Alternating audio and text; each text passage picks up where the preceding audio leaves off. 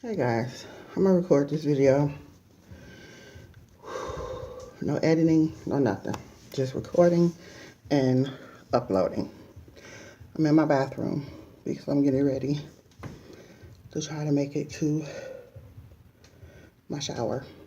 Today is Monday, Memorial Day, May something, I don't know. And I'm in so much pain. But I wanted to make this video because I am angry a little bit, and y'all gonna hear my pups playing. I am angry a little bit. Why y'all gotta do that right here? Give me this.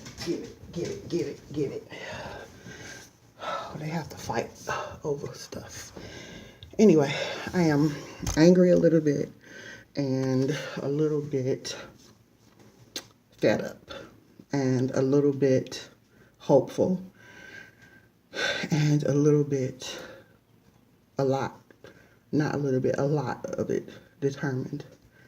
When you live with an illness like endometriosis, for the most part, you look normal. You look like this. Even when you don't look good, like I don't look good right now. You look normal. And you live a certain way, depending on how your endometriosis is or whatever, you live a certain way. For me, my endometriosis is a little bit or a whole lot challenging, catastrophic, and educational and motivational and maddening and infuriating and compelling. You're constantly conflicted. You're in different places. And what bothers me is, or what I'm dealing with right now is, when people live around you or with you, and it's not really their fault, people can become desensitized to you. One, they become desensitized to us. Maybe a little bit is our fault because we can be in pain and still function. We can be in pain and hide it. We can be in pain and keep going. We can be in pain and be supportive. We can be in pain and pull somebody else out of their pain. We do it all. And so the message maybe, or not maybe, the message can be confusing. Because how can you be in this pain that you say you're in and you still function? You still do this, you still do that. You mop, you this, you that. You go to work, you go to school, you do this. Well, we have no choice. We have no choice. So like any creature, any being, any animal, you learn to adapt. Doesn't mean that your environment is not challenging. It doesn't mean that you're not struggling. It means I adapt. I adapt. I rise above when I can, and I should not be taxed or penalized when I can't rise above. You know what cancer patients don't have to deal with? This. They don't have to explain. They don't have to justify. They don't have to pretend. They don't have to hide. They get whatever they need whenever they need it. They don't have to go through all this fuckery with the medical community. They aren't labeled as drug users and drug addicts and drug addicted and drug dependent. None of that. But if you got endometriosis or PCOS or adenomas or fibroids or whatever, you're a drug seeker if it causes you pain. Even though you've had surgeries and documentation to prove what you're living with.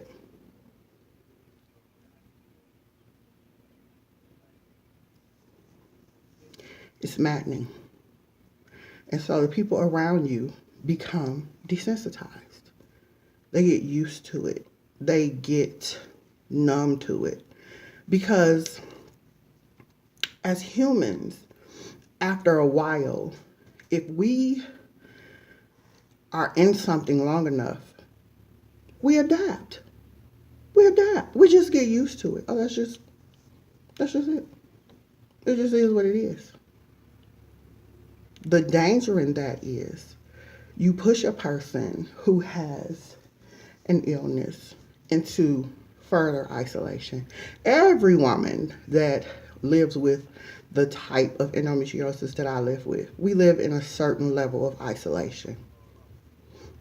You have to, if you want to survive and if you want to have a life. You have to isolate yourself in certain instances. You have to go into isolation because you have to live differently. I learned to live differently thanks to my life coach. I learned to live, you almost have to live outside of yourself. You have got to get so deep inside your own mind and inside, you almost have to leave your body and get so deep in your mind that come what may, I'm going to survive. I will not break.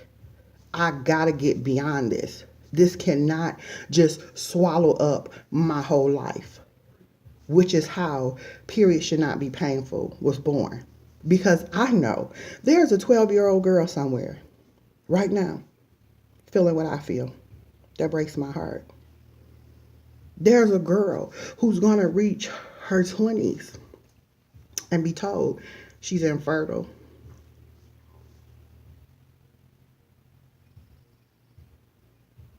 There's a girl somewhere who's going to spend 10 years trying to figure out what's wrong with me, and nobody will have an answer. So if I got to go through this for her, then I go through it. Because I don't want my granddaughters to ever feel this. Never. And if they should have to feel it, they won't spend 10 years in the dark. It pisses me off. It makes me angry. But instead of letting that anger be a negative, I'm letting it be a positive.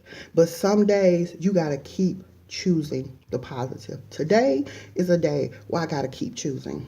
Keep choosing. Keep choosing. Keep choosing. And you know what? Sometimes that shit is exhausting. But you've got to get in your head so deep that you got to decide, no matter how tired I get, I'm going to keep choosing. I'm going to keep choosing. And when I can't choose for me on a day like today, because today I can't choose for Tamika, but I can choose for that 12-year-old girl that I got in my brain, that I see. Even though she don't have a face, I see her. This shit is real and it's raw and it's ugly. It's not easy. It's frustrating. Your life is not your own. I was supposed to go be with family today. Can't. And then you have that anxiety and that fear about being judged because you look fine. You look normal. They see you posting on social media and they see this and they see that, but they don't understand the struggle.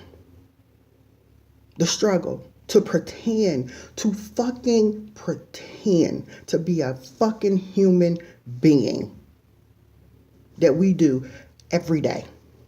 Every day. We put on a mask and we go hard for everybody we love at the expense of us.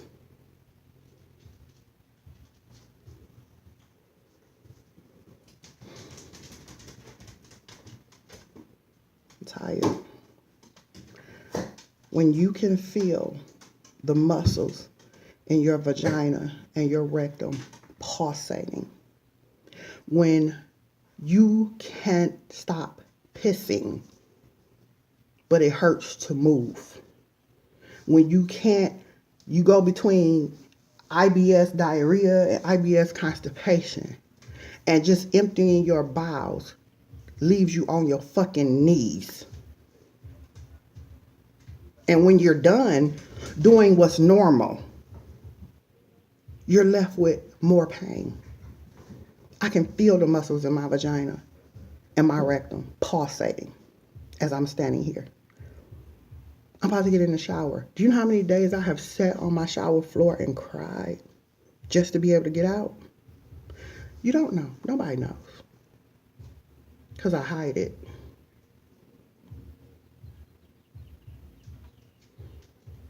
But I will be damned if I will let endometriosis win. No. Should I go to the hospital today? Probably. But I'm not. I'm not. Number one, the hospital I want to go to is all the way in Dunwoody. And the thought of riding to Dunwoody, I can't. So you know what I'm going to do?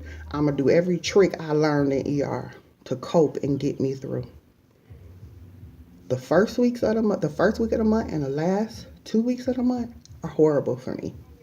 Horrible. Because even though I had a hysterectomy, and even though I don't have a period, I still have an ovary and it still ovulates. Even though I'm getting shots to suppress it, that bitch has not suppressed yet. Still firing.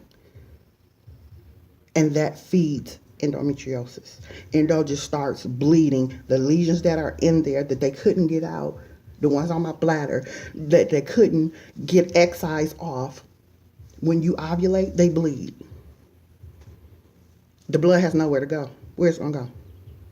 Every now and then I will have spontaneous bleeding, but I have no uterus. So they just stuck in there and they just bleed. What I'm going to do? Keep having surgery? Surgery creates more scar tissue and endo just moves right into the vacated space. I don't have a right ovary anymore, but guess what moved right in that spot? Want to see the pictures?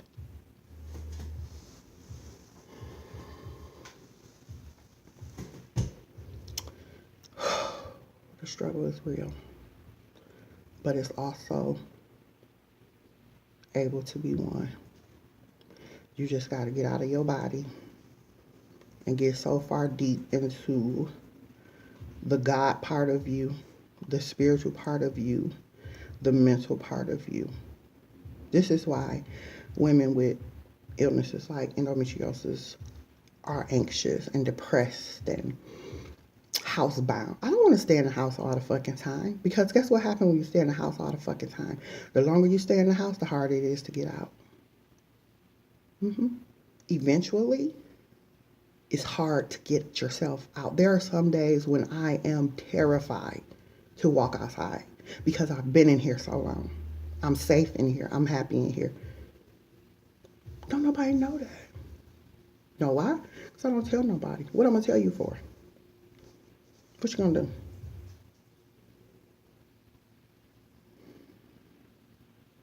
In another video, when I am more centered, because I'm not centered right now, I'm going to tell you what to do. Because guess what? I force myself out. I talk to myself. I know how to cope, thanks to therapy and life coach, prayer, God, my desire to not let this win. I know how to get myself out. And I know when I've been in the house too long.